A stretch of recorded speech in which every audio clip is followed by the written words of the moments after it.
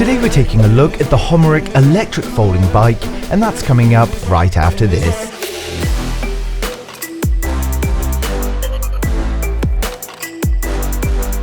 So today we're taking a look at the first folding and first electric bike on this channel, and full disclosure, I'm a tech reviewer and not an electric bike expert, so this is based on the tech specs and my own experience with it. The Homeric electric bike is an electric bike to get around town with ease and make those cycles a lot more comfortable and easy. First things first, you can see it's a bright orange colour, and although very bold, I really do like the look of this bike. It's powered up by a 250 watt motor, and it comes with a choice of 3 different electric speeds and 6 mechanical gears. We get top speeds of up to 25 km an hour, but you can still pedal past this. Now the Homeric electric bike contains a 7.8 amp hour battery that's seated inside the frame. It provides a 50 to 80 km range, and I'm not sure if this was just for comedy, but you can see the battery's name is Longting. It's IPX4 rated, which means in testing it withstanded splashing on all sides for 5 minutes with 10 litres splashing per minute. The frame is made of a magnesium alloy, and overall it feels pretty well built while still being easy enough to pick up.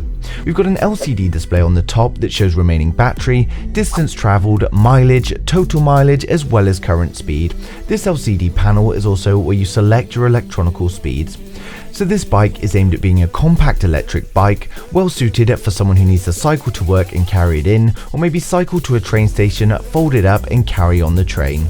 It folds up into a relatively small size. You simply unclamp the bike and fold it in half. The bike then holds itself in half using a magnet, and I really like this approach. It's plenty strong enough to hold in place, but it can still be pulled apart easy enough.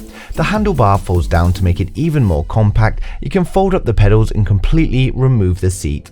There's also a lock for the battery, so if you are leaving it somewhere with the battery inside, then it can't easily be stolen, but personally I just took the battery and the seat with me when leaving it. There's also 2 stands on the bike. There's one for when it's fully unfolded, and the other stand is to hold it in the folded position. The process of folding and unfolding the bike is incredibly easy to do, so I'm very impressed with this aspect. When it comes to cycling, it's also pretty comfortable to cycle, the seat is adjustable and the handlebars are high enough. One thing I would say to watch out for here is if you're relatively short, then the seat's minimum height could cause an issue. The control of the LCD display is simple with the 3-button system. You hold the M button to turn it on, and you can also press this to change between the displays on the LCD. We've got a plus and minus button to adjust the speeds between 1, 2 and 3 settings, and you can also hold the plus button to turn on and off the light. We've got a light on the front of the bike and a standard reflector on the back, and you get disc brakes on both the front and rear brakes. When it comes to the cycling, it's nice and relaxing to cycle. It's pedal assisted, so you do need to pedal, you can't just go on your own, and then the motor just does the hard work. It's got an assist option between 1, 2 and 3, and to be honest, I always had this on 3 for maximum assist. There are also 6 mechanical gears, and I pretty much always had this on the highest gear, apart from when climbing very steep hills. So what you get with this is just a nice relaxing cycle at all times, whether it's flat, uphill or down. The motor pulls away smoothly, and of course, depending on the setting you have it on, depends how much it's going to propel you forward as you pedal. In the UK, we've got the right brake on the handlebar as the front brake, and the left brake is always the back. On this bike, however, it's the opposite way round, so the left is the front brake and the right is the back. Now this was a little bit weird and awkward at first, but I quickly became used to it as soon as I'd had some time. So I've used this quite a lot over the past couple of months, and it feels relatively sturdy. I've cycled up some big hills, and it makes things so much easier than without an electric bike.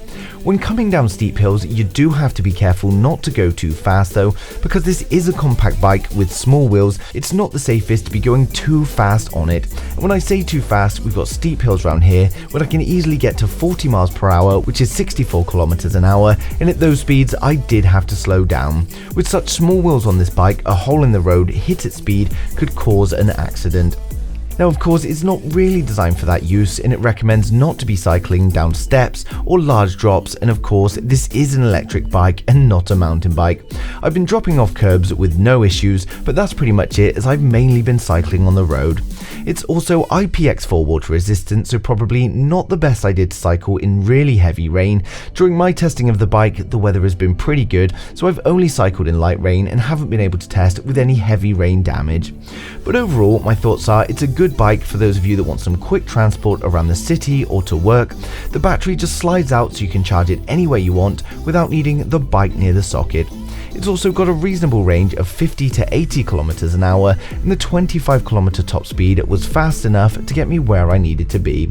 Now, as I said, this is my first electric bike, so I'm no expert, but it's given me a relatively pleasing experience. For the country roads with steep hills and big potholes, it's not really the most suitable, but I just had to go a bit slower there and it made it a lot more safer.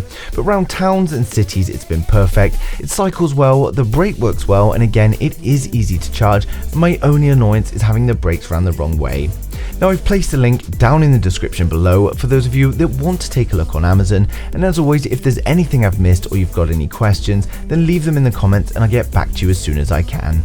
But thanks for watching the video. If you liked it, smash a thumbs up. If you didn't, hit the thumbs down twice, and I'll see you guys in the next one.